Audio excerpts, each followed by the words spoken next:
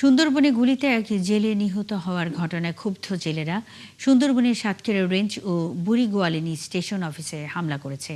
এতে ৫ জন বনকর্মী আহত হয়েছে। সোমবার বিকেলে এই হামলা হয়। আহতরা হলেন ফরেস্টার ফারুক আহমেদ, বনরক্ষী মেজবাউল ইসলাম, ফয়জুর রহমান, আজাদুল ইসলাম ও এখলাসুর রহমান। স্থানীয় সংবাদকর্মী আব্দুল হালিম জানান, বিকেলে কয়েক শত জেলে এক হয়ে প্রথমে সুন্দরবনের সাতক্ষীরার বুড়িগোয়ালিনী স্টেশন অফিসে হামলা চালায়।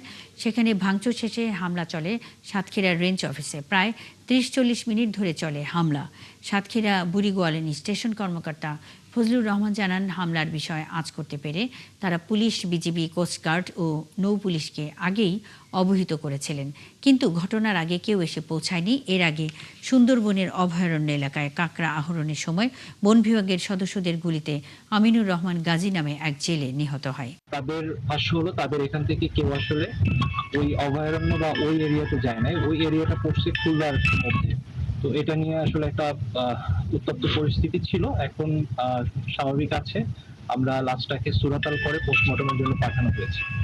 তো পরিস্থিতি এখন ভালো। এখানে তাদেরও ৫ জন আহত হয়েছে, তাদের প্রাথমিক চিকিৎসা দিয়ে হসপিটালে পাঠানো হয়েছে।